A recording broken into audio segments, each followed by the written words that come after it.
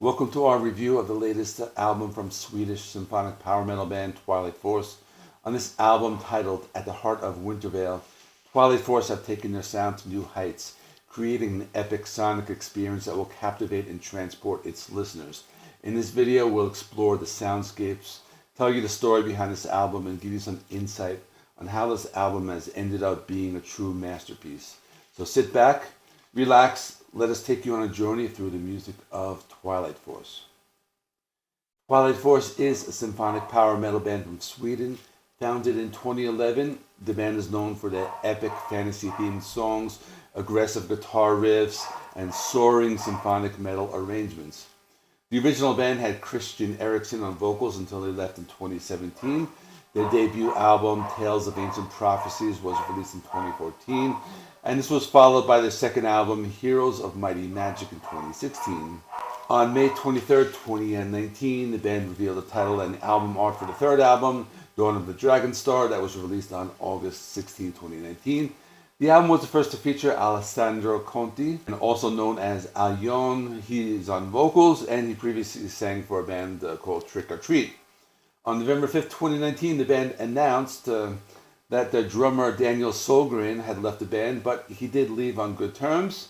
Isak Olsson was immediately brought in to sit behind the drum set. Then the band announced the title of their fourth studio album called At the Heart of Wintervale, which was released on January 20th, 2023, the subject matter of this video. This is a very fantasy-oriented album. If you look at the lyrics, all of them tell a story about these faraway lands. Many songs mention dragons. Some of the songs mention dwarves, kings and queens, falling empires, wizards and magic, those types of things. Every song tells a story. I'm not sure if this is a concept album, but it might be. I may be wrong if it's not.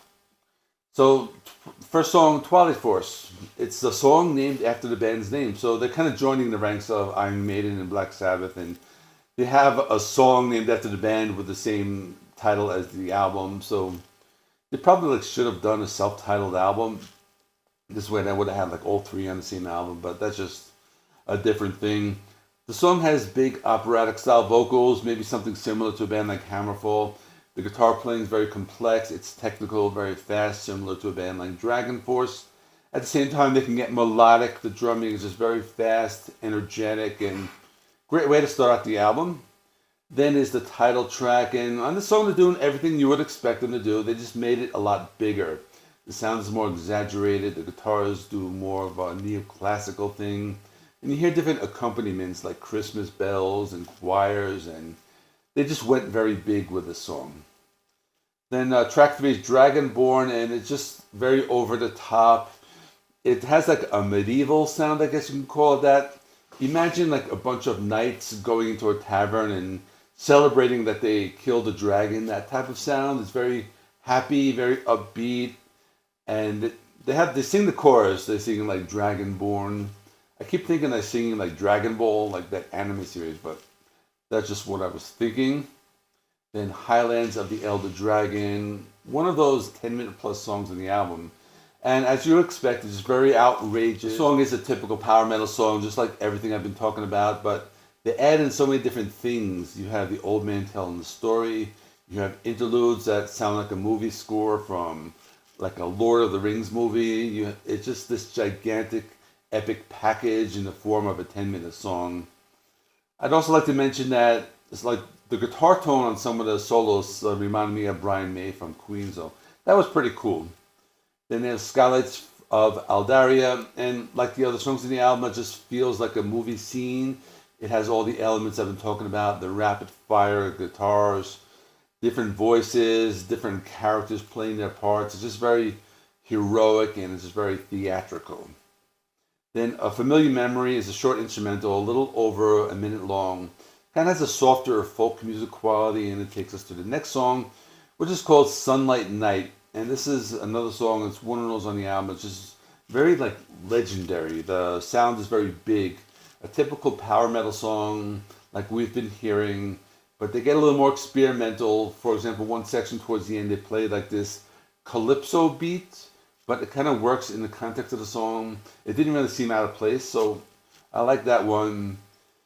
The final song is called The Last Crystal Bearer, It's another one. It's over 10 minutes long. It just has everything I've been talking about. The fast drum beats, the melodic vocals, the galloping guitar riffs, the solos, and they add in this movie score quality to it. There are parts of the song that sound like a movie soundtrack, and one part towards the end where they have these different characters speaking.